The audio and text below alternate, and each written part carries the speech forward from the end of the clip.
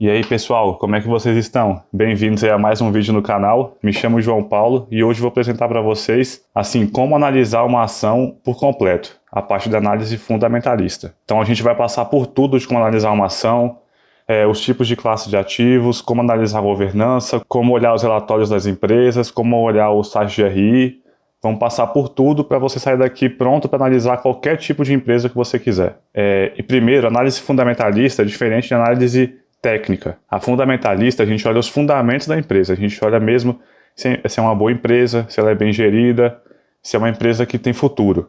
Já a análise técnica não, você só olha os gráficos, você aprende a analisar padrões em gráficos, você não se importa muito com a empresa que está por trás daquele ativo. Então vamos começar aqui, análise fundamentalista. Primeiramente, vamos olhar as classes de ações. Esse é o primeiro ponto que você vai olhar. Algumas empresas só fornecem ordinárias, que são as que têm no final 3, depois do ticker da empresa. As empresas do novo mercado, elas só podem oferecer ações ordinárias. Já vamos passar por isso ainda, o que é novo mercado, o que é tradicional, os segmentos da empresa. Então, as ordinárias, para mim, todas as empresas que eu tenho são ações ordinárias. E o porquê isso? Porque é a mesma classe de ativo do controlador da empresa.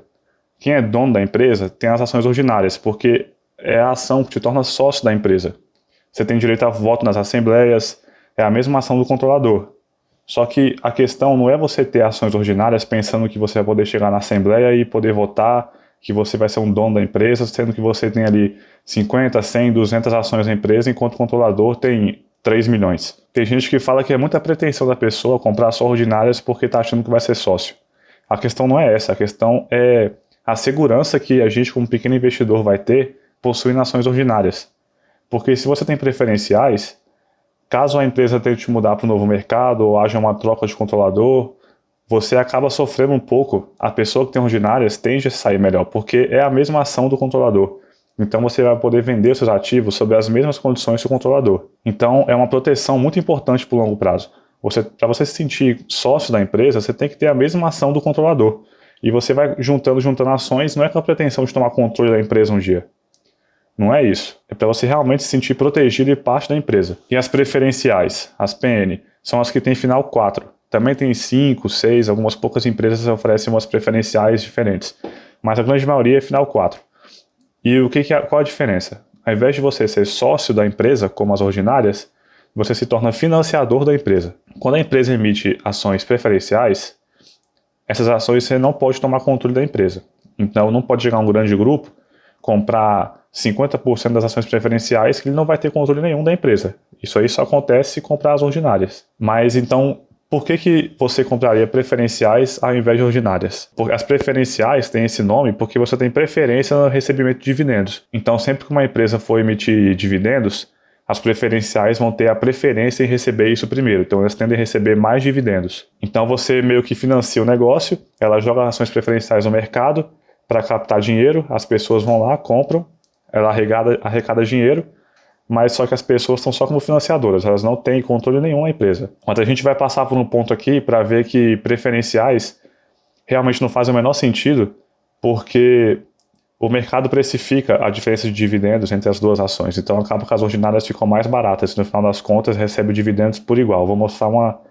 Eu vou provar para vocês daqui a pouco isso aí. E as units? As units são as empresas que não querem perder o seu controle, ou seja, empresas que não querem sócio mesmo. O que torna uma unit? É junção de ações preferenciais com ordinárias e um único bloco. As units são as que têm final 11. Tem muitas empresas aí com final 11, como Santander, Taesa, AES Tietê, Banco Inter. Várias empresas aí têm units. E geralmente as units são uma ordinária e 2 preferenciais. Por isso que é o número 11. É 4 mais 4 mais 3. Só que não é uma regra isso aí. Algumas são 3 preferenciais para uma ordinária. Varia bastante isso aí de empresa para empresa. Você tem que olhar antes o que está dentro daquela unit que você está olhando. Então a empresa faz isso porque fica impossível alguém tomar o controle da empresa. Porque para você comprar uma ordinária, por exemplo, você é obrigado a comprar 2 ou 3 preferenciais. Então, para a pessoa comprar 50% da empresa por meio de units, ela teria que comprar 100% das preferenciais. Ficaria algo assim inviável financeiramente para qualquer empresa. Então é isso que eles fazem.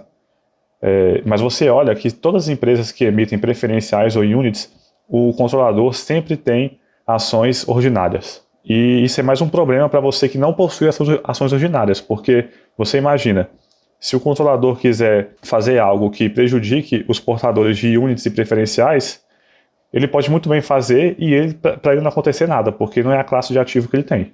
Aí aqui, nesse slide eu mostro para vocês por que o mercado precifica ordinárias e preferenciais, por que não faz sentido você comprar preferenciais. Antes de tudo, eu vou falar assim, só faz sentido você comprar ações preferenciais se as ordinárias não possuírem liquidez nenhuma. Isso acontece, por exemplo, com a Unipar. Para você comprar um NIP 3, é muito difícil, não tem liquidez. São pouquíssimas ações no mercado. Agora aquelas 5, 6, as 6 é de maior liquidez.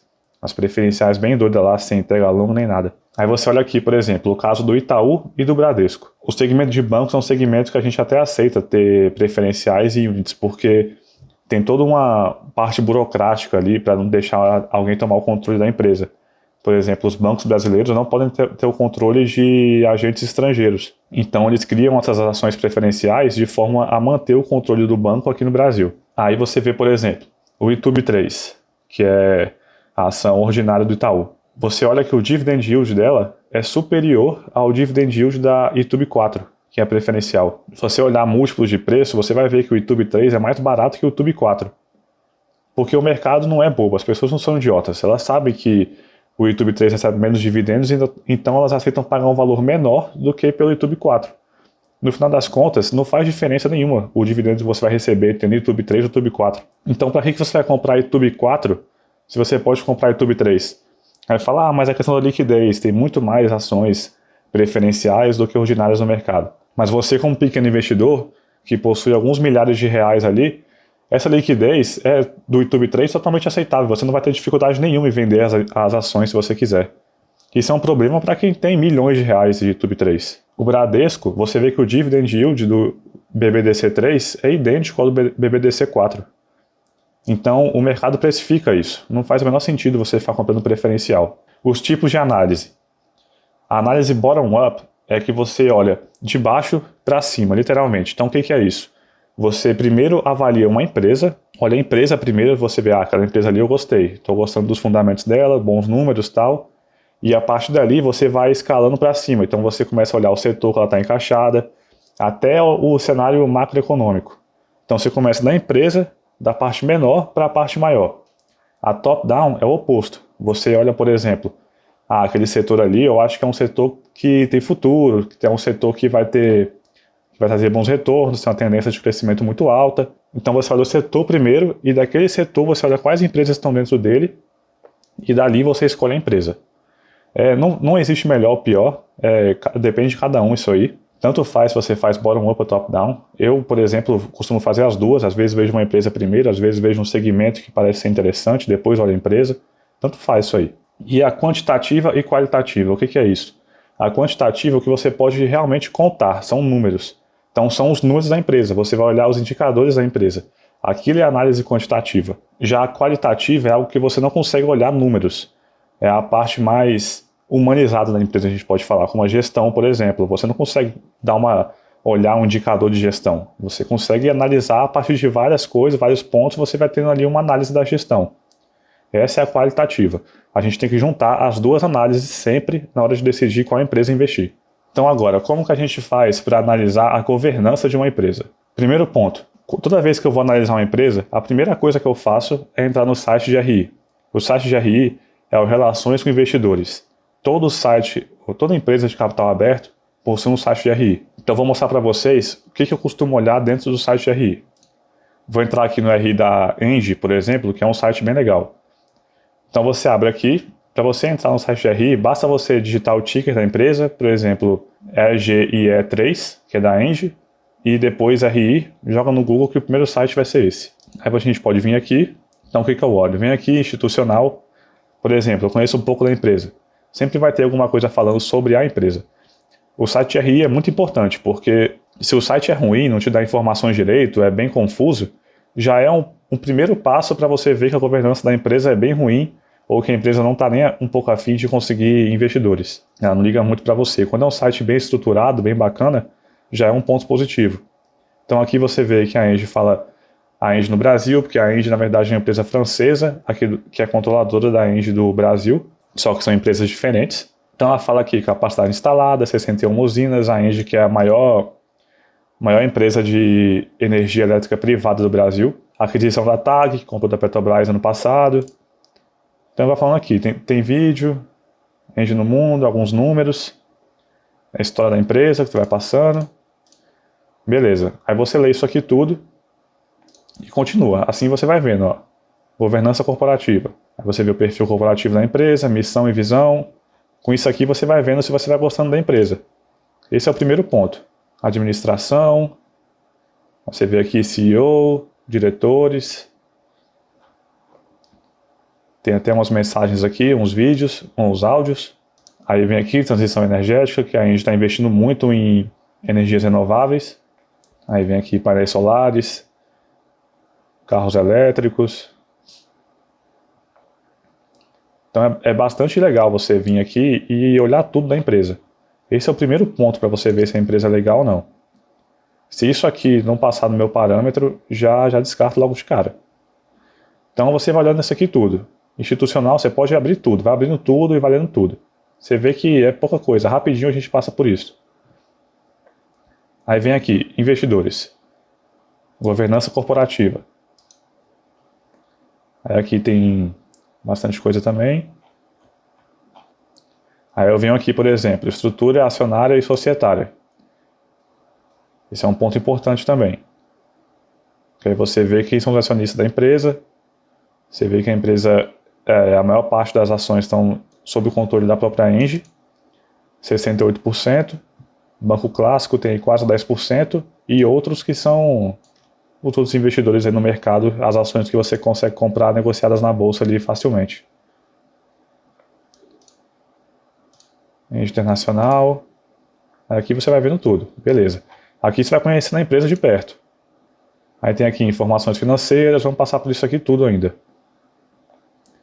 Beleza, aí você abriu o site de RI, olhou tudo aquilo ali, governança, as mensagens da administração para você, olhou o que a empresa faz, quais são as perspectivas da empresa para o futuro. O site de RI tem que te mostrar isso tudo. Passou por isso, você olha o segmento de listagem. O que é o segmento de listagem? A B3, ela dividiu as empresas em vários segmentos de listagem. Esses segmentos é o segmento de listagem de governança da empresa.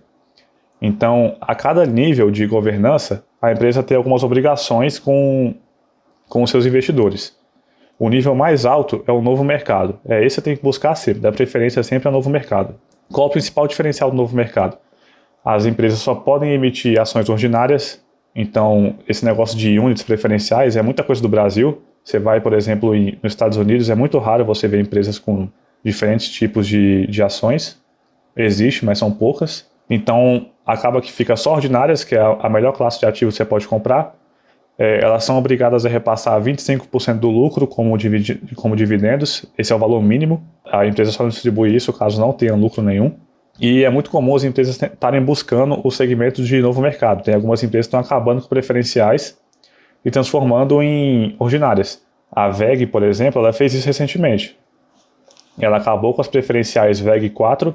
A VEG ela fez um negócio bom para os portadores de ações preferenciais. Ela trocou todas as preferenciais de 1 para 1 para ordinárias. Então ela só converteu. Nem sempre é assim. Em muitos casos, quem tem preferencial sai perdendo. Isso aconteceu, por exemplo, com a Ambev. A Ambev não está no novo mercado, mas ela acabou com as preferenciais. E quem tinha preferencial acabou saindo prejudicado na história. Por isso que você tem que sempre procurar ações ordinárias. Nunca dá para saber o que vai acontecer no futuro. Aí tem vários segmentos de listagem. Depois vocês podem pesquisar aí, não vou aprofundar muito nisso, mas busquem sempre um novo mercado. O tag along. O tag along por exemplo, é uma proteção ao acionista minoritário. Geralmente, quem tem ações ordinárias possui 100% de tag along, nem sempre, às vezes é 80% também. Aí você tem que olhar no estatuto de cada empresa.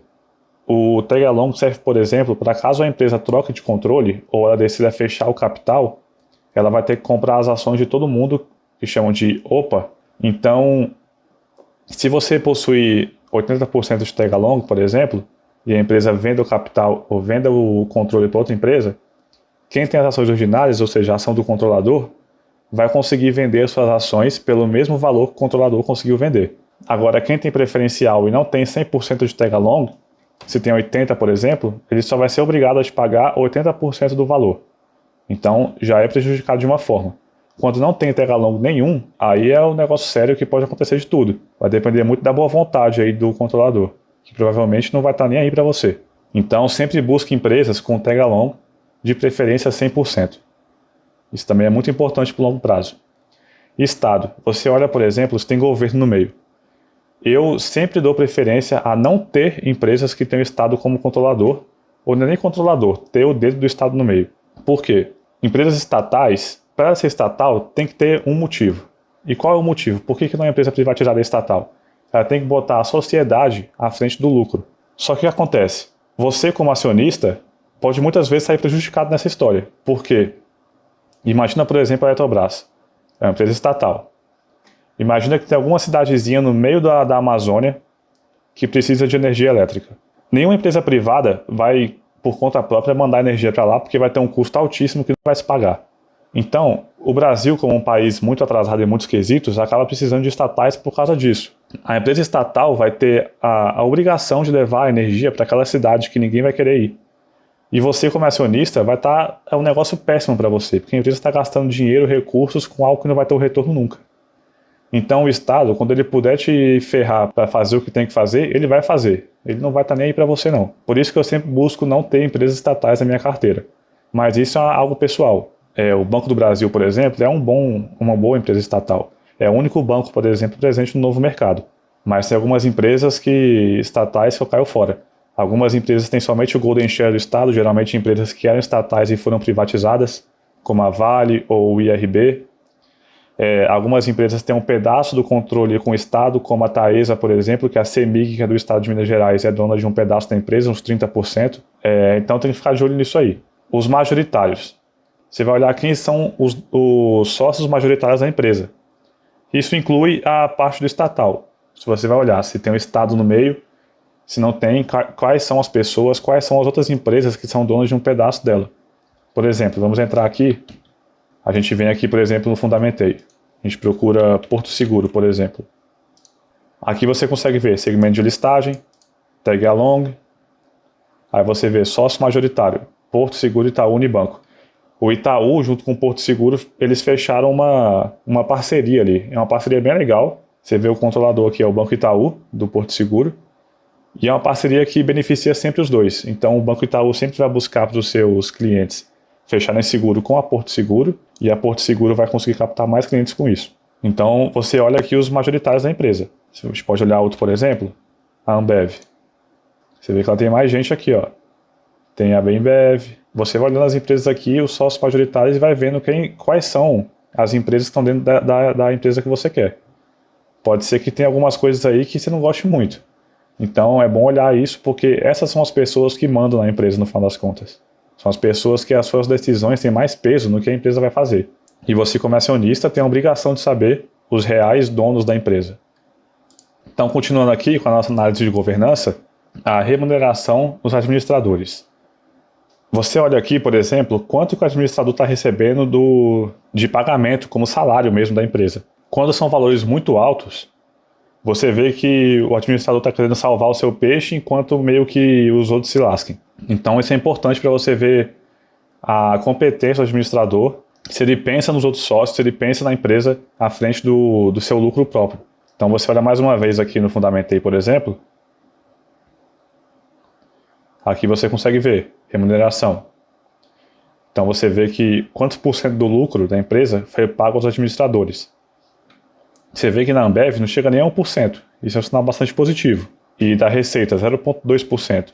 Então você vê que eles não estão recebendo uma quantia muito fora da realidade da empresa. Você pode olhar, por exemplo, a Taurus, uma empresa bem complicada aí. Você vê que está dando lucro ou prejuízo desde 2012. Desde 2012, não tem um ano de lucro. Teve 2019 aqui, uma miséria. Você olha aqui, administrador. 23% do lucro foi pago como salário para o administrador. Então você olha aqui já um ponto negativo. Se a empresa não está dando nem dinheiro, a empresa nem dá dinheiro, e ainda assim o administrador recebendo aqui, 10 milhões, 7 milhões na mão de algumas poucas pessoas, você consegue ver mais ou menos quem são aqui. Aí você vê que é um problema bem já é um ponto bem negativo aí para a governança da empresa. Agora a gente vai voltar para o site de RI e vamos analisar o release de resultados e o ITR. Esse aqui é um ponto bastante importante também, é um dos pontos mais importantes, se não o mais importante para analisar uma empresa. Porque esse é o canal de comunicação mais direto que você vai ter com a governança da empresa. Vou adiantar aqui e falar sobre o webcast primeiro. O que é o webcast? Toda vez que a empresa faz um release de resultados, a cada trimestre, todo trimestre a empresa vai divulgar os resultados dela do trimestre anterior. E no final do ano elas fecham o ano inteiro. Eles sempre vão fazer um webcast. O que é isso? Geralmente tem o CEO da empresa e mais alguns administradores. Eles vão ficar conversando, mesmo por áudio, você pode ter acesso a isso ao vivo e até mandar perguntas para eles se quiser. Eles vão conversar sobre o resultado da empresa. Então vão falar os pontos positivos, negativos, quais são as perspectivas da empresa para o futuro, quais foram as dificuldades que eles passaram, que podem passar mais para frente. Então é um negócio bastante legal de você escutar, geralmente dura 1 hora mais ou menos, e você consegue encontrar no site do RI esses webcasts. Eles geralmente divulgam o webcast um dia após o release de resultados. A gente abre aqui, por exemplo, o RI da Renner. Aí você vem aqui, central de resultados. Cada site de RI é diferente, tem que buscar isso aí depois. A gente tem aqui o primeiro trimestre de 2020. Esse 1T20 significa o primeiro trimestre de 2020. Aí você pode olhar outros anos aqui também. Então eles deixam aqui tudo bem organizado. Aí a gente vem, por exemplo, aqui, Press Release. Esse aqui é o arquivo principal mesmo que eles vão disponibilizar para ter os resultados da empresa. Dá um zoom aqui. Beleza. Aí aqui mostra as empresas que a Renner é dona. Aí a videoconferência, que é o webcast que eu falei. Eles divulgaram aqui nessa data. Aí você tem um link direto. Mensagem da administração, ou seja, isso aqui é a administração da empresa conversando com você diretamente. Então eles vão fazer uma análise, eles vão conversar com você sobre o que aconteceu com a empresa, quais são as perspectivas. Então é muito importante, das partes mais importantes do release de resultados é essa aqui, a mensagem da administração. Então você vai lendo aqui, isso aqui tudo ainda é a administração conversando com você. Aí geralmente eles botam isso aqui, destaques do período. Eles vão botar as informações mais relevantes para você. Podem ser informações tanto positivas quanto negativas. Já é uma forma de você poder analisar a governança da empresa.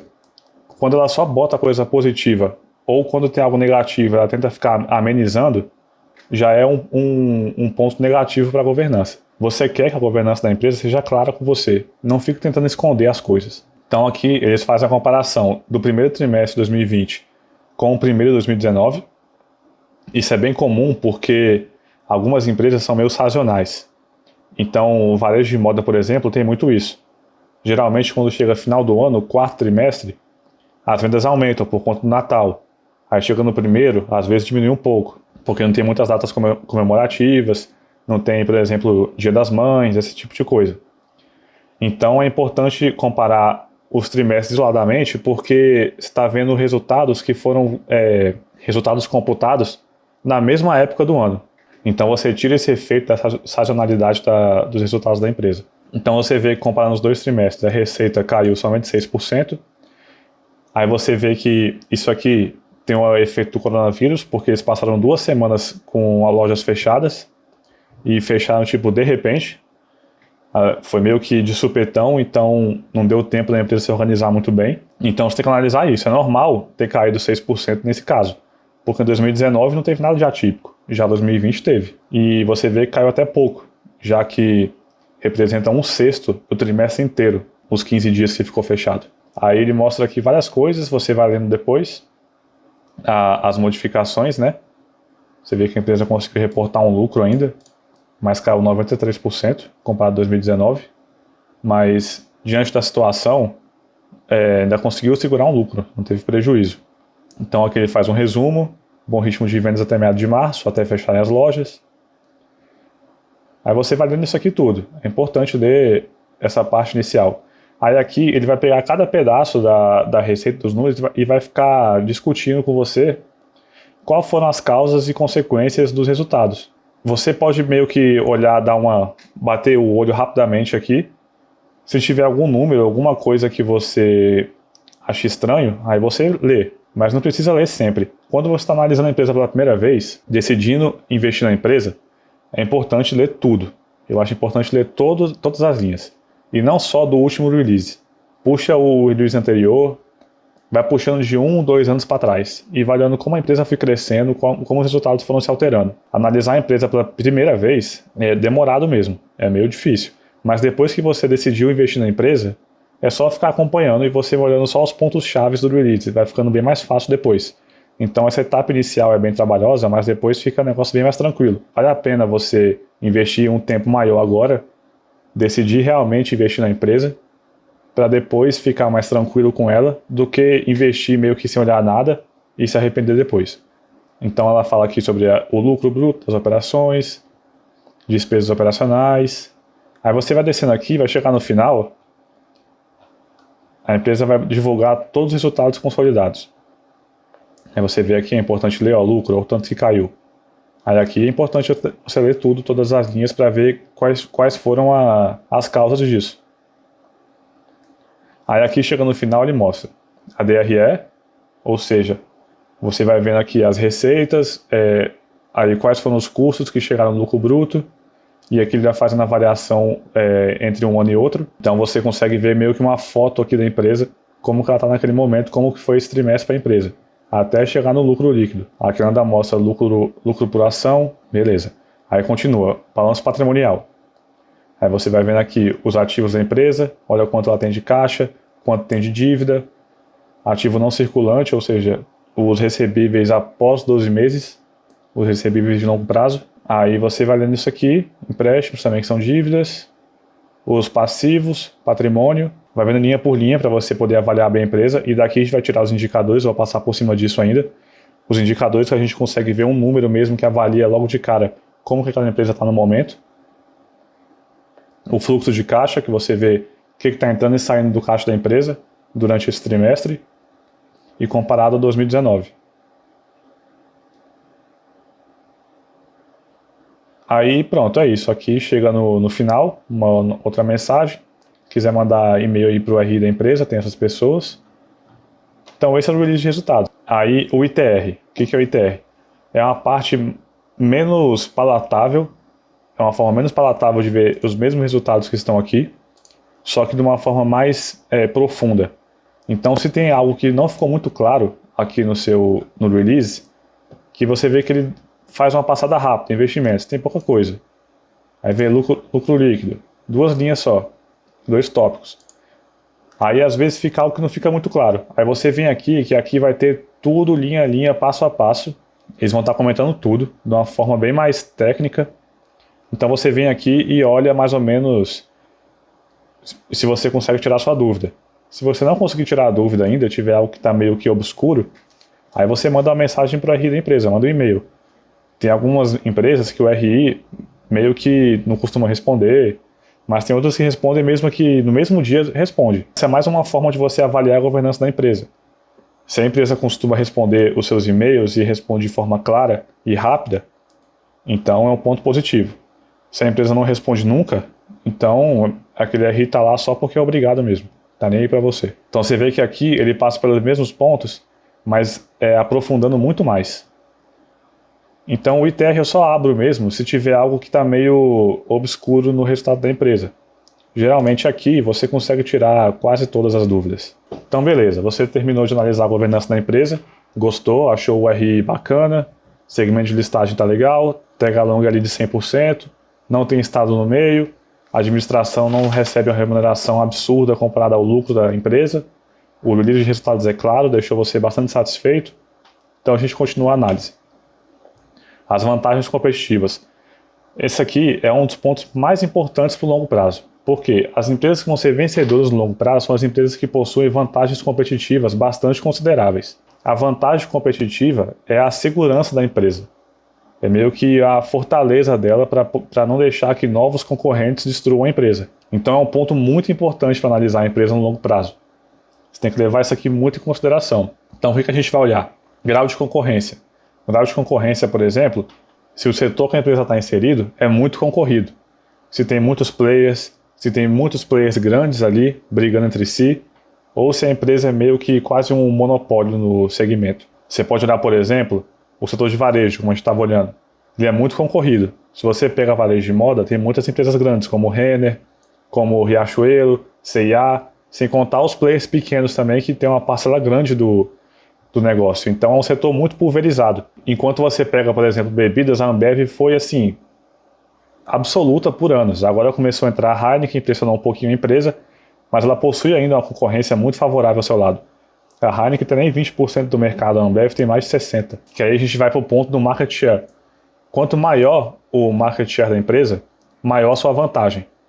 Porque mais fácil vai ser manter aquele market share. É muito mais fácil você manter do que conquistar. Então você tem a Ambev, por exemplo, com quase 70% do market share do Brasil de bebidas alcoólicas, é um market share assim, absurdo. Então é uma vantagem competitiva muito grande para a empresa. Mesmo que tenha um player grande como a Heineken entrando aí, a vantagem da Heineken, da Ambev é muito grande ainda. Enquanto que você olha, por exemplo, setores muito pulverizados, como o de farmácia, a Raia Drogasil, que é o maior player, possui coisa de 15% de todo o market share do Brasil. Então, é muito pulverizado. Se você olhar uma empresa que está crescendo muito num setor pulverizado, é um ponto a se observar que aquela empresa pode sim um dia tomar um market share maior, que ela está crescendo, então ela tem espaço para crescimento. Se o market share da empresa é pequeno, mas está em crescimento, você vê que aquela empresa é uma empresa de crescimento. Então é uma empresa arriscada, mas se ela conseguir conquistar um market share muito grande e se tornar o player principal do mercado, o retorno ao acionista vai ser muito grande. Então é bom você ter sempre os dois lados. A empresa de crescimento, que você vê que está num setor pulverizado e está crescendo, como a empresa que é líder absoluto, que não tem muito para onde crescer, mas também dificilmente vai quebrar. E as forças de Porter. As forças de Porter são essa na imagem aí. Você vai olhar cada um desses pontos e analisar como que a sua empresa que você está analisando se insere em cada um deles. Então a gente vem no primeiro aqui, poder de negociação dos fornecedores. Isso aqui é o quanto que a empresa consegue negociar ou barganhar com o seu fornecedor. Por exemplo, quanto maior o market share da empresa, maior esse poder de negociação com fornecedores. Se você pega, por exemplo, a Renner, que é a líder do segmento de varejo de moda, ela consegue negociar melhor com o fornecedor de roupas do que outras empresas. Porque o fornecedor sabe que a Renner é um revendedor muito importante para ele. Então, ela consegue barganhar com ele preços mais baixos e assim conseguir um lucro maior do produto. Uma forma de analisar o grau de concorrência do setor é olhar as margens. Quanto mais altas as margens da empresa, menor tende a ser o grau de concorrência, porque maior ela consegue tirar o lucro daquele negócio. Empresas, por exemplo, você olha a Ambev, você olha aqui em 2015, 2016, a margem bruta, operacional e líquida eram muito mais altas do que são hoje. E ela veio só caindo. E por que isso? Porque começou a aumentar a concorrência. Então a empresa teve que reduzir suas margens para conseguir se segurar no mercado. Quando você vê que as margens estão caindo ou são muito baixas, é porque a concorrência daquele setor é muito alta. Você olha, por exemplo, a Raia Drogasil, farmácia mesmo. Qual o problema do setor de farmácias? Todas as farmácias vendem os mesmos produtos. Não há diferenciação nenhuma. Então você, como consumidor, você vai onde está mais barato. Você não vai na farmácia tal porque a farmácia é melhor de comprar. Você vai comprar o mesmo remédio em qualquer farmácia. Você vê que a margem líquida da Raia Drogasil é de 4%, porque ela tem que jogar o preço lá para baixo, porque senão ninguém vai comprar na farmácia dela. Enquanto empresas que têm um market share grande, ou então são monopólios, costumam ter a margem muito alta porque não tem muita gente para brigar a preço com elas. Aí você vem aqui no segundo ponto, a ameaça de produtos substitutos. Você vê naquele negócio se tem produtos que podem tomar conta do produto dela e substituir o seu produto no negócio e fazer a empresa assim, chegar até a falência, provavelmente. Isso é muito comum em empresas de tecnologia. Todo dia está surgindo tecnologias disruptivas que acabam com o negócio anterior. Mas, por exemplo, se você está olhando bebidas, por exemplo, nada vai substituir cerveja. Roupas, por exemplo, as pessoas sempre vão usar roupas. Então você vê que a ameaça de produtos substitutos é muito baixa nesse caso. Remédio também é a mesma coisa. Enquanto a parte mais tecnológica, isso aqui já é um ponto negativo para essas empresas, porque podem sim surgir produtos que acabem com o serviço da empresa. Rivalidade entre os concorrentes. Ou seja, se aquela empresa ela é líder no segmento ou se ela tem muitos concorrentes do mesmo tamanho dentro daquele mesmo segmento. Quando tem muitos concorrentes, a rivalidade é alta. Então são grandes players brigando ali por aquele mercado. Quando tem uma empresa que é dona demais do negócio, que tem um market share muito grande, então o grau de rivalidade é baixo. A ameaça de entrada de novos concorrentes. Ou seja, se há meio que dificuldades para entrar novos concorrentes no negócio. Por exemplo, lojas de roupa ou farmácias, a ameaça de entrada é muito grande. Qualquer pessoa pode abrir uma farmácia, porque ela só precisa ter o contato com o fornecedor e levar os remédios lá para ela. Qualquer pessoa pode abrir uma loja de roupa, basta você também ter um fornecedor e repassar as roupas e revender. Então essa ameaça de novos entrantes é muito grande. Agora, se você olha, por exemplo, setor de bancos ou energia, não é qualquer um que pode abrir um banco, nem qualquer um que pode abrir uma usina hidrelétrica e concorrer com a ENGIE, Energias do Brasil, ou montar uma linha de transmissão e concorrer com a Taesa. Então você vê que a ameaça de novos concorrentes aí nesses setores é muito baixa. E o poder de negociação com clientes também está muito influenciado ao market share. É aquilo que eu falei, por exemplo, da Raia Drogasil. Ela não pode chegar no cliente, é aquilo que eu falei da Raia Drogasil. Ela não consegue barganhar com o cliente, porque ela tem uma margem de lucro muito baixa.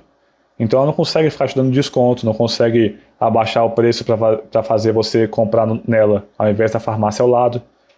Você vê que os valores são geralmente parecidos entre as farmácias. Enquanto quando uma empresa é líder no segmento e às vezes única, ela consegue ter essa negociação com clientes muito grande. É o caso, por exemplo, da Cielo. A Cielo, quando tinha só um duopólio com a rede, ela cobrava taxas altíssimas dos clientes. Então, o seu poder de negociação era muito maior com os clientes, porque o cliente não tinha muito para onde fugir. Quando começou a entrar novos players, novas maquininhas de cartão, ela perdeu essa força. Ela foi obrigada a rebaixar as suas taxas, a reduzir suas margens, porque ela não tinha mais esse poder de negociação com clientes. Então você vê que, de todas as vantagens competitivas, o que manda mesmo é o market share da empresa. Você vê que quando a empresa é líder do segmento, ela costuma ter vantagens em quase todos esses pontos que a gente analisou. Agora, endividamento. Essa também é uma parte muito séria, porque, como diria o Peter Lynch, é muito difícil uma empresa sem dívidas quebrar. E outra coisa, por exemplo, o lucro futuro é incerto.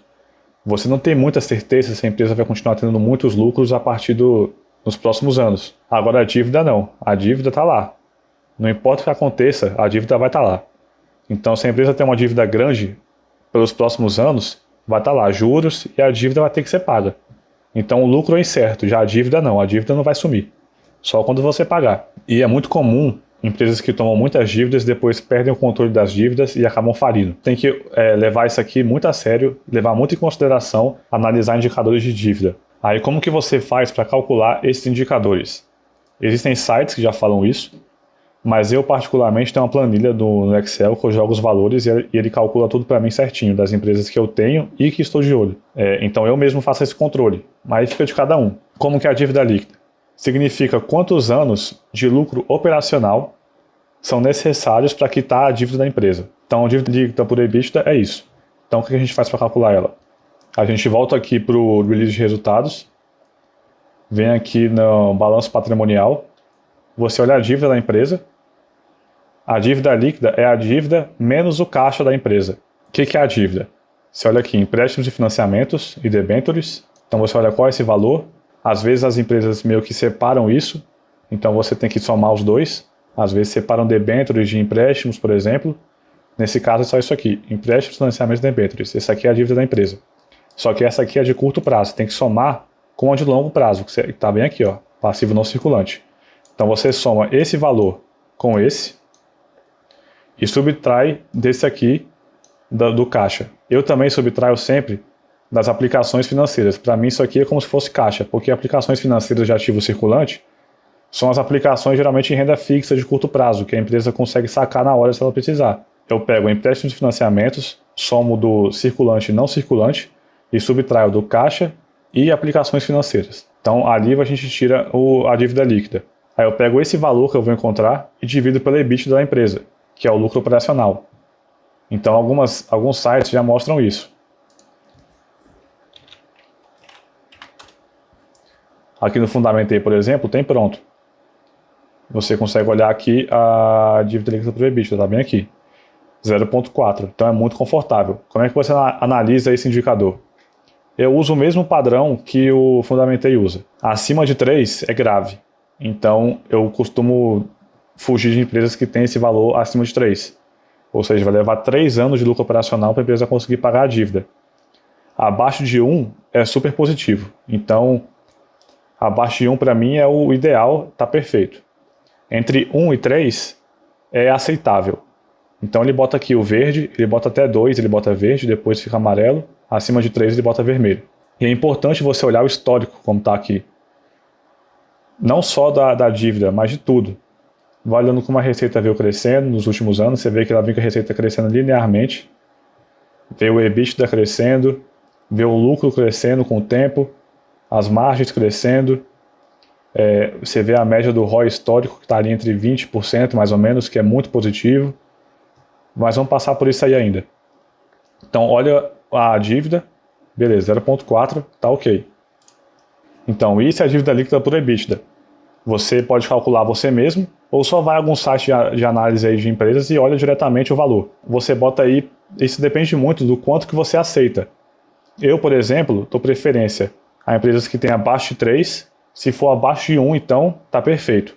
Cobertura de juros. Aí, o que é isso? É o EBITDA dividido pelas despesas financeiras, ou seja, quanto que os juros das dívidas tomam do lucro operacional da empresa. Isso aqui eu não costumo encontrar em sites não, então eu mesmo calculo na mão, mas é muito fácil. Você faz o seguinte, tá aqui o EBITDA, então você pega, por exemplo, 21777, vamos fazer aqui para você ver. Isso aqui está em milhões, né? Então pega esse valor e divide pelas despesas financeiras. Aqui ele só mostra resultado financeiro, que é receita financeira menos as despesas financeiras. Só que aí não é o que eu quero. Eu quero pegar só despesa financeira. Então eu venho aqui, você pode dar, por exemplo, um Ctrl F, despesas financeiras. Está bem aqui, ó. Essa aqui é a despesa financeira da empresa. Ele só está pegando de um trimestre. Então a gente tem que pegar do ano inteiro. Então o que eu faço? Eu abro aqui, eu venho aqui no 2019, abro os resultados do quarto T 2019, ele vai pegar do ano inteiro, 2019 inteiro. Então vem aqui, Ctrl F, despesas financeiras. Vamos descer mais um, onde é que está aqui? Aqui, ó. Então eu pego aqui do ano inteiro, 2019. Então 2019, despesas financeiras, 163,4 milhões. Beleza. Então agora eu volto aqui nesse release. Pego aqui o valor, olho despesa financeira, vou subtrair os 37, vou botar 38 logo para arredondar. Chegou nisso aqui e somo o 2020. Vou botar 62. Então esse aqui é o valor anualizado da despesa financeira, ou seja, é pegando o segundo, terceiro e quarto trimestre de 2019 e o primeiro de 2020. O que eu fiz? Eu peguei o valor inteiro de 2019, subtraí de 2019 do primeiro trimestre, e no lugar dele eu somei de 2020. Então fica o valor anualizado. Então deu isso aqui, 187,4. Então eu pego aqui o EBITDA da empresa, que foi esse, e divido por 187,4. Então a gente chegou no valor de 11,6. E como é que eu faço a análise desse número? Se é um valor maior que 5, está muito bom. Quer dizer que o EBITDA é bem maior do que a despesa financeira. Então os juros não tomam tanto do lucro operacional da empresa. Quando é um valor até uns 3, é aceitável. Menos que isso já é um negócio bem sério. Então você vê que a Renner está muito tranquila. Está bem acima de 5, 11,6 aí. Então esse indicador para ela está ok. A dívida bruta é a relação entre a dívida da empresa com o seu patrimônio líquido. Ou seja, eu pego a dívida da empresa e divido pelo patrimônio líquido. Isso aqui é bem simples. Aqui no Fundamentei, por exemplo, a gente pode pegar a dívida que está aqui, que eu já mostrei para vocês como é que a gente acha no release de resultados. A gente pega 2512 e divide pelo patrimônio líquido, que está aqui, 4688. Então a gente chegou no valor de 0,5. Para mim o ideal é sempre abaixo de 0,5. Como a Renner está em 0,5 exato, está muito bom. Se for abaixo de 1, eu já acho aceitável. Acima de 1, aí já começa a ficar um problema, porque ele tem mais dívida do que patrimônio. Acima de 1 quer dizer que a dívida é maior do que o patrimônio da empresa. Então já é um ponto negativo. Aqui, como está em 0,5, está ok. Ela tem de patrimônio o dobro do que tem de dívida. Então agora, liquidez corrente. O que é liquidez corrente? É a capacidade de pagamento das dívidas no curto prazo. Então, e essa é uma conta muito simples. Você pega o ativo circulante e divide pelo passivo circulante. O Benjamin Graham, por exemplo, ele gostava de empresas que tinham esse indicador acima de 2. Acima de 2 é excelente, é perfeito. Mas o ideal mesmo é que esteja pelo menos acima de 1. Ou seja, a empresa tem mais ativos do que passivos no curto prazo. Quando é abaixo de 1, quer dizer que é o oposto. E abaixo de 1 é um problema sério para a empresa, que ela vai ter que correr atrás disso para pagar suas necessidades ali no curto prazo. Então o ideal é que esteja sempre acima de 1, de preferência acima de 2. Isso aqui é fácil. A gente volta aqui no release de resultados, no balanço patrimonial, aqui. Pega o ativo circulante, que é esse valor aqui, e divide ele pelo passivo circulante, que é esse. A gente já pode ver que vai ficar acima de 1, porque o valor do ativo é maior que o passivo. Aí a gente faz a divisão. 6656 dividido por 4768. Chegamos em 1,39. Então está acima de 1, tá ok. Não chega a ser acima de 2, só que a gente tem que ver que esses indicadores também variam muito do segmento da empresa. Algumas empresas podem tomar mais dívida do que outras. Por exemplo, empresas de transmissão de energia, como a Taesa ou a Alupar, por exemplo, elas podem tomar um pouco mais de dívida porque a receita delas é muito linear. Só de ter a linha disponível, ela está recebendo pagamento por aquilo. Ela tem uma possibilidade de tomar um pouco mais de dívida porque ela tem uma previsibilidade da receita. Agora, dependendo do segmento, tem que ser um pouco mais seguro quanto a isso. Então, exigir valores poder aceitar valores um pouco mais baixos. Então aqui, por exemplo, está acima de 1, beleza. Acima de 1 tem que ser sempre dependente do segmento da empresa. Se está abaixo de 1, é um problema em qualquer lugar. Endividamento geral é o quanto de capital de terceiros a empresa tem em relação ao seu capital próprio. E isso aqui é o passivo circulante mais o passivo não circulante, ou seja, o total dos passivos, dividido pelo patrimônio líquido da empresa. Então você vê quanto que do patrimônio da empresa foi financiado por ativos de terceiros. A gente pode voltar aqui, por exemplo, somar os passivos e dividir pelo patrimônio líquido. Então a gente pega 4768 mais 2318 e divide por 4.704. A gente chega, esse aqui eu sempre uso percentual, então eu multiplico por 100. Então a gente chega ao valor de 150%, o que é um valor que eu não gosto muito. Para mim, o ideal é abaixo de 75%, por exemplo. Aqui a gente está em 150%, o dobro. Mas até 150% eu acho aceitável. Acima disso começa a ficar um pouco mais complicado. Acima de 200% já começa a ficar bem sério. É um indicador que eu uso aí e uso essa métrica para poder comparar se está aceitável ou não. Então a gente olhou o endividamento da empresa. Vamos dizer que você passou por todos esses pontos e a empresa está aprovada. Então você continua a análise. Agora vamos para a lucratividade. Para te dar um retorno positivo no longo prazo, ela tem que dar lucro. Se a empresa não dá lucro, ela está fadada ao fracasso. Então, depois de olhar governança e endividamento, a gente passa para a lucratividade, que é um ponto também muito importante. Aí a gente olha, por exemplo, margens. As margens é importante você comparar com os outros players do setor, porque isso varia muito de cada setor. Como eu falei, por exemplo, a Raia Drogasil tem a margem líquida de 4%, que seria muito baixa. Mas você vê que é a média do setor. É até acima da Panvel, por exemplo, que é sua concorrente. Enquanto empresas de transmissão de energia, por exemplo, costumam ter margens líquidas de 60%. Mas aí você vê uma empresa, por exemplo, pode ter 40%, parece que está uma margem líquida excelente, mas é muito inferior comparado aos outros players do setor. Então a gente tem margem bruta, margem operacional e margem líquida. Como que você calcula a margem? Por exemplo, a margem bruta. Você pega o lucro bruto e divide pela receita da empresa, pela receita líquida. Que aí você vai ver quantos por cento da receita sobrou como lucro. Vamos olhar mais uma vez aqui, fazer o cálculo, por exemplo, para a Renner de novo. Agora a gente vem aqui na demonstração de resultado, pega aqui a calculadora novamente. A gente pega aqui o lucro bruto, que é esse valor. 1.967, arredondando aí, dividido pela receita operacional líquida, que é 3.179, arredondando também. Então a gente chegou aqui, vezes 100, a um valor de 61%. Ou seja, 61% de tudo que a empresa arrecada sobra como lucro bruto. Aí depois a gente vem para margem operacional. A margem operacional, você vai pegar o EBIT da empresa. Uma forma fácil de fazer isso tudo é olhando por aqui.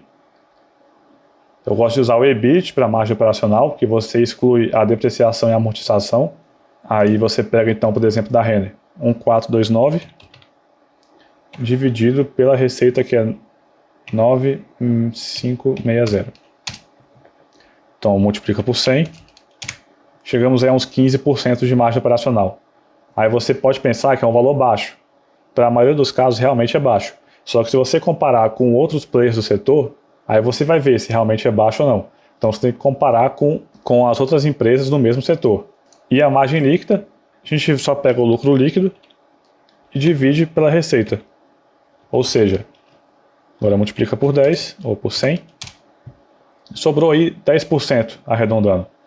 Então, de tudo que a empresa arrecadou, 10% é o que sobrou de lucro líquido para a empresa. Algumas pessoas gostam de excluir setores dependendo do lucro líquido, porque geralmente são setores altamente competitivos, costumam ter lucro líquido baixo, costumam ter margem líquida baixa. E isso dá uma segurança pequena para a empresa, porque qualquer problema que ela tiver, ela chega no prejuízo. É importante ficar de olho nisso aqui, porque tem gente que não gosta, por exemplo, de margem líquida abaixo de 10%, ou 20%, depende. A pessoa já excluiu um setor inteiro por conta disso, por exemplo. Eu não gosto de fazer isso porque tem muitas boas empresas em setores competitivos, como a própria Renner, por exemplo, a Real Drogasil. São setores que possuem margem líquida baixa e por isso são arriscadas, mas são empresas com boas perspectivas no futuro. Quem deixou de investir na Renner e na Real Drogasil por conta disso, deixou de ganhar um ganho gigantesco que as empresas tiveram nos últimos anos. Aí a gente olha depois, lucro líquido. Aqui eu quero dizer a recorrência do lucro. Então, se o lucro vem crescendo ao longo dos anos, quer dizer se a empresa está em crescimento ou não. Se o lucro está caindo, é um ponto negativo. Se está subindo, é um ponto positivo. Então você olha o lucro líquido da empresa nos últimos 10 anos, por exemplo. Quanto mais longe o horizonte, melhor. Então aqui no Fundamental a gente consegue ver bem isso aqui. Está aqui lucro líquido, você vê que ele vem crescendo. Desde 2003 ele vem crescendo, ó, sem parar. Caiu agora, mas é por conta do coronavírus, a gente sabe. E você vê então que isso é um ponto positivo. A empresa vem crescendo o seu lucro, ela vem crescendo de forma bem consistente. A gente pode pegar o gráfico aqui, por exemplo, do lucro líquido. Olha como uma linha reta para cima. É isso que a gente tem que buscar. Quando é algo caindo ou muito linear, por muitos anos, pode ser um problema. Depende. Tem empresas que são cíclicas, por exemplo. Empresas de commodities como Vale, Petrobras, elas costumam ter alternância nesse lucro muito grande, porque varia muito do preço da commodity. A empresa em si não tem muito controle sobre o preço do produto que ela vende. Então acaba que isso aqui costuma alternar muito. Se a gente vem aqui na Vale, por exemplo,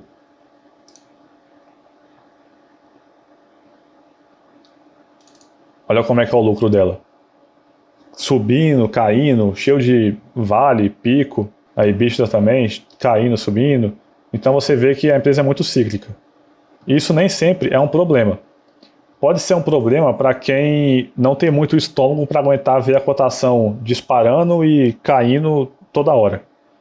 Então a volatilidade é muito grande, mas tem gente que vê isso como uma oportunidade, porque uma empresa boa pode aparecer barata de vez em quando. Então a pessoa vai lá e compra mais. O importante é olhar como que vem o lucro. Você vê que a Vale é um negócio bem teste para cardíaco mesmo.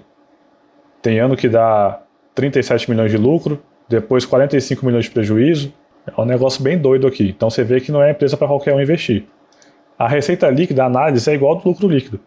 Você vê se a receita vem crescendo. A receita crescendo quer dizer que a empresa pode estar ganhando market share, ou então o segmento que ela atua está em crescimento.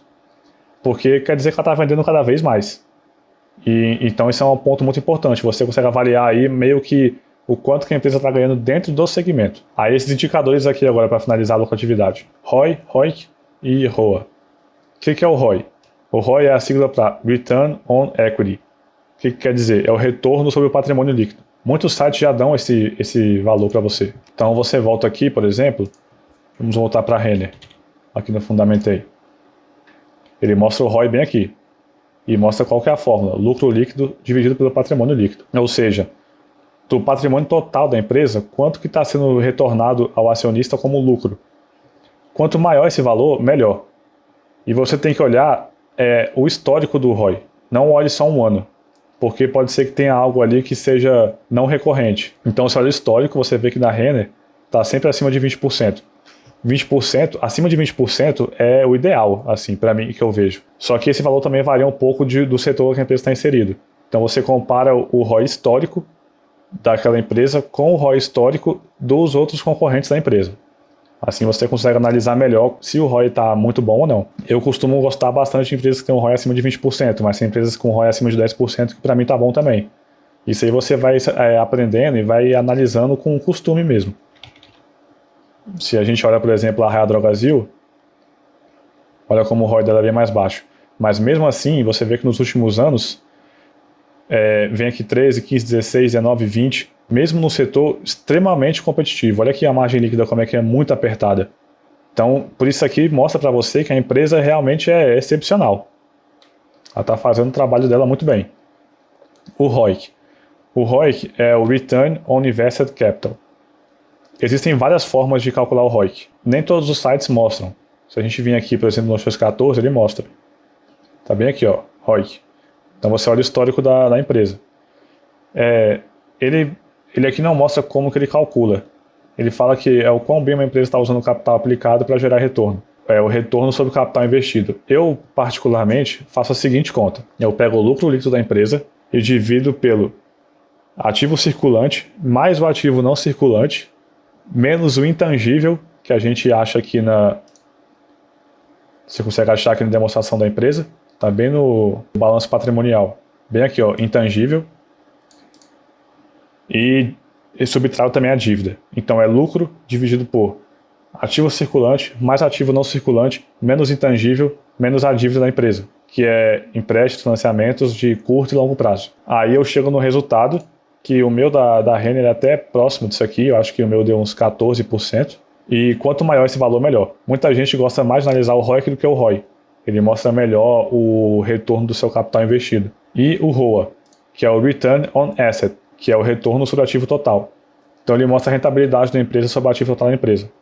É meio que o lucro dividido pela soma dos ativos, pelo ativo circulante e ativo não circulante. Então você vê que de todos os ativos que a empresa tem, o quanto que ela consegue retornar aquilo como lucro. Esses indicadores são indicadores de eficiência da empresa. Quanto mais altos, mais eficiente a empresa é. Tem empresas com ROI, por exemplo, de 40% a 50%. Só que, como eu disse, isso varia muito do setor da empresa. Depende muito do segmento, o que ela faz, o que ela atua para conseguir ter um retorno muito grande nesses indicadores. Beleza? Aí depois de analisar isso tudo, a gente analisou já governança, analisamos dívida e lucratividade. Quando a empresa passa por tudo isso, quer dizer que é uma boa empresa. Depois disso, o que eu costumo olhar? Aí eu olho o setor que a empresa está inserida. É um setor que tem uma boa perspectiva de crescimento? É um setor que eu vejo um futuro legal para ele? Passou por isso também? Aí eu penso, beleza, essa empresa aí eu posso investir. E tem um adendo também. Bancos é diferente para analisar. Bancos e seguradoras. A gente não usa as mesmas métricas para essas empresas, porque a forma que as empresas são estruturadas é muito diferente das outras. Um exemplo aqui, a gente pode olhar o Itaú, por exemplo. Olha como que ele coloca aqui, é bem diferente. Por exemplo, a receita financeira da empresa, num banco, é muito importante. O banco, por exemplo, quando você bota dinheiro na sua conta no banco, o banco pega o seu dinheiro e empresta para alguém. O seu dinheiro não fica parado lá. O banco está emprestando. E você pode deixar uma poupança, por exemplo, rendendo uma miséria ali por mês, por exemplo, rendendo 2% ao ano, mas o banco pega esse dinheiro e empresta para alguém por 10% ao ano, por exemplo. Aqueles 8% ali de spread é o que vira, por exemplo, a receita financeira do banco. É o quanto que ele consegue tirar ali. É assim que banco costuma fazer dinheiro. Lógico que nas suas aplicações bancárias. Banco aqui no Brasil geralmente tem aplicações em vários segmentos. Aí você tem o índice de Basileia, que é o índice de alavancagem da empresa. O PDD, que é provisão para devedores duvidosos, ou seja, é o dinheiro que o banco guarda para inadimplência, é o que ele espera que as pessoas não paguem. Ele deixa aquilo guardado como uma reserva de emergência para caso aquelas pessoas não paguem os empréstimos dela, aquele dinheiro fica ali guardado para repor isso aí. Então é bem diferente. A gente pode fazer um outro vídeo depois explicando como analisar bancos de uma forma bem detalhada, porque ia ficar um vídeo muito grande se fizesse tudo aqui de uma vez. Agora a parte final.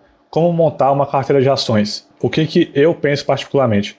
Eu me limito aos negócios que eu entendo. O Warren Buffett tem uma analogia muito boa nisso aí. Tem até um vídeo no YouTube que vale a pena buscar depois, é bem curto. Ele faz analogia a um rebatedor de beisebol.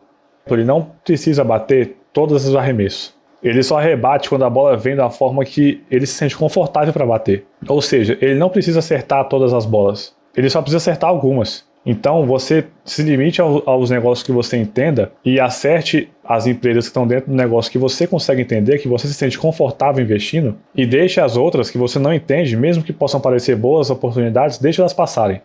Porque você não precisa acertar tudo. E quando você entende o negócio, fica muito mais fácil analisar ele.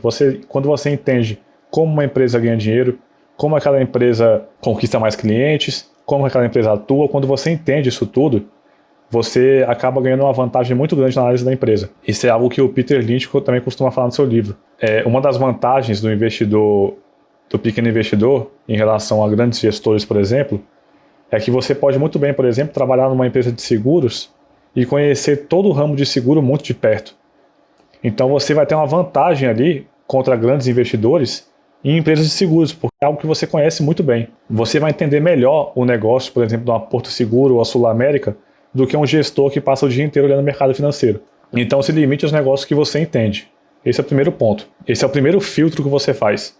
Olhou ali um setor, um negócio que você entende, beleza, ali sim. Você não entende, então já descarta. Depois disso, você pega aquelas empresas que passaram do seu filtro e faz essa análise que a gente fez, qualitativa e quantitativa. Então você olha gestão, lucratividade, projeções para o futuro, endividamento. Esse é o segundo filtro. Passou por esse filtro, você faz a gestão de risco. E o que é gestão de risco? As empresas que são mais arriscadas, que você vê que, por exemplo, são empresas de alto crescimento, empresas que estão em setores que são um pouco complicados, você coloca um percentual mais baixo para aquelas empresas. As empresas que são líderes do setor, que você vê que não tem dívidas, as empresas muito mais seguras, você bota um percentual maior para aquela empresa na sua carteira. Porque se a empresa que está um percentual pequeno der certo, ela vai crescer na sua carteira sozinha. Ela vai começar a disparar, vai crescer ali 1000%, por exemplo, em alguns anos, e ela sozinha vai ficar numa proporção gigantesca na sua carteira. Então começa pequeno, porque se der errado, você perde pouco. Enquanto as empresas mais sólidas, é muito difícil a empresa quebrar. Ela pode até não trazer um retorno muito grande no longo prazo. É mais importante você deixar de ganhar do que perder seu dinheiro. E agora, depois que você passou por todos esses filtros, você diversifica entre os setores. O que isso quer dizer? Não compre só empresas de um único setor, por exemplo. Não compre só elétricas ou só bancos, porque se algo de ruim acontecer com aquele setor, a sua carteira é muito impactada. Você escolhe os setores que passaram no seu primeiro filtro, dos negócios que você entende, e diversifica entre eles. Quando você conseguir, por exemplo, eu recomendo pegar uma empresa de cada setor e depois você começa a pegar empresas do mesmo setor. Cuidado para não pegar empresas que sejam muito concorrentes. Então, você faz gestão de risco, bota o percentual maior para a empresa mais sólida e o menor para a empresa um pouco mais arriscada e diversifica ela assim dentro dos setores que você entende. Assim você monta a carteira de ações. Então, passou por esses filtros, fez a análise, entrou no site RI, gostou da empresa, olhou indicadores, tá ok, você entende o negócio da empresa, beleza. Fez a gestão de risco, botou um peso maior para a empresa mais sólida e menor para a empresa mais arriscada, diversificou, pronto, você tem a carteira vencedora do longo prazo. É isso, depois só fica acompanhando as empresas, olha ali os resultados que ela divulga trimestralmente, analisa o que você gostou e o que não gostou, a partir disso aí você começa a ver se você vai sair da empresa e trocar por outra, ou se vai adicionar uma nova empresa para sua carteira. Isso aí você vai fazendo aos poucos. Diversificação é aos poucos também. Não precisa comprar logo 15 empresas de uma vez. Compra uma, duas, depois compra mais uma no outro mês, depois mais uma. Pode levar assim 2 anos para você ter a carteira diversificada. Mas não tem problema nenhum. O importante é chegar lá um dia. Então, pessoal, é isso. Espero que tenham gostado do vídeo. Vocês já estão aptos aí a analisar as empresas e montar a carteira de vocês. Qualquer dúvida, deixe nos comentários que eu vou responder a todo mundo. Assista também o vídeo sobre como analisar fundos imobiliários, porque esse vídeo aí complementa com esse aqui. Então você vai ter uma carteira de ações e de fundos imobiliários, que é importante você diversificar não só em ações, mas em diferentes ramos, em fundos imobiliários, em ações, em renda fixa, em outros países, por exemplo. Então é isso, espero que tenham gostado. Muito obrigado e até o próximo vídeo. Valeu, pessoal!